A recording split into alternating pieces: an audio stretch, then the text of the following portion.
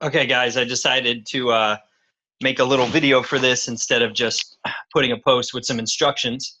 Hopefully you can see my screen share here.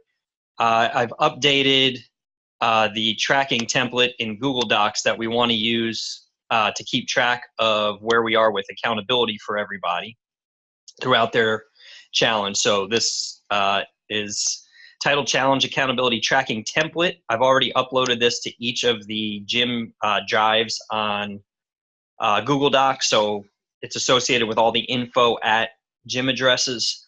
I'll show you that in a second, but I just wanted to show you the document. It's very similar to what we were using, but I think it's a little cleaner and a little bit easier to follow. Here's a Jane Doe in here. Basically, all these headings are things that we've already been doing, but again, just to run through them, this is, have they been added to the gym VIP page? Have they been added to the gym athlete page? Their starting weight, their starting body fat. At the end of week 1, you're gonna just put in here what their weigh-in weight was. Did they take a grocery pick? Did they do their 3 workouts?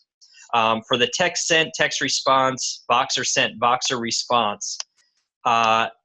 You do not have to do both text and Voxer, but I wanted to make sure they were on here depending on what your personal preference is.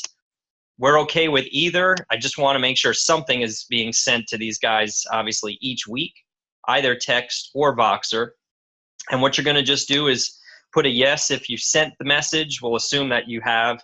But really what we want to track here is this: did they respond to the text? Because that's how we're going to know that these guys are staying interactive. So that's the week 1 block here.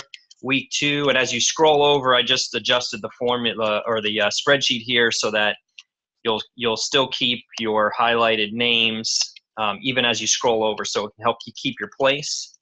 After week 6, since we've now decided to go for basically another 6 weeks of accountability for our challenge graduates, this actually goes all the way out to 12 weeks. So pretty straightforward.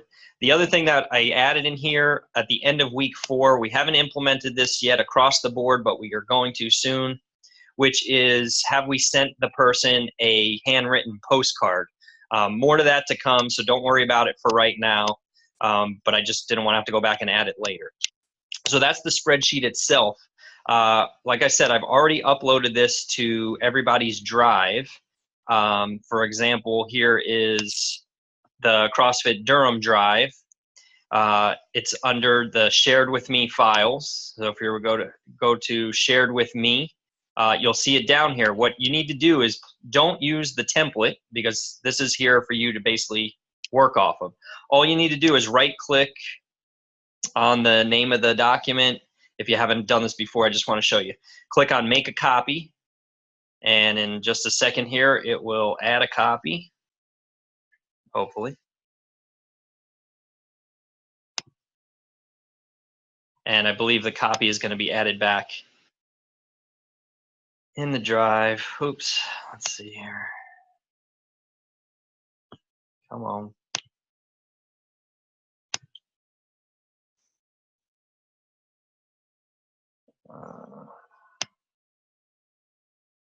Here it is. So you might just have to scroll down and find it.